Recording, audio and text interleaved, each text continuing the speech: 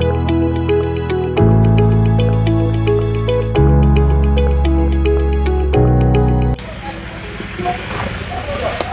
good afternoon, beautiful people. You are welcome to our YouTube channel. So you are welcome to Building 101, whereby you learn stages of construction and the level at which you go for a building construction. I am Architect Mohammed and you are welcome. So this is a basic extension at Aditya, and you can see from the background that we have people casting for the German floor of concrete. And you know, we've already established our labs.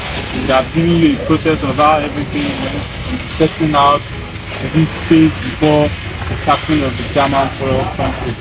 So basically, we are using a mix of ratio 1:3:6 for our concrete mix. That's the ratio we are using. So you can see how the workers are doing about their job. We are having the mix there.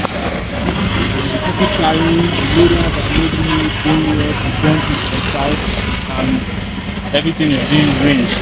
So basically, the height of our foundation here, we established the height of 1.2.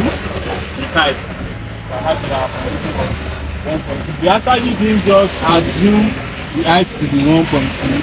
We established the height using our automatic level. We took a level of the road level. Then we establish the level of our foundation.